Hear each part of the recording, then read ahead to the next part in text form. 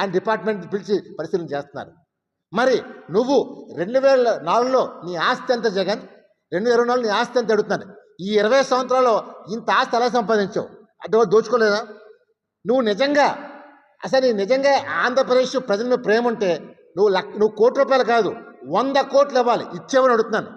ఇవాళ పవన్ కళ్యాణ్ సినిమాలు మానేసినా సరే తెలుగు రాష్ట్రాలు బాగుండాలి, ప్రజలు బాగుండాలి, తెలుగు జాతి బాగుండాలని చెప్పి 6 కోట్లు ఇచ్చారు, ముందుకు వచ్చారు. నువ్వు ముష్టి ₹1,00,00,000 పాడిస్తావు.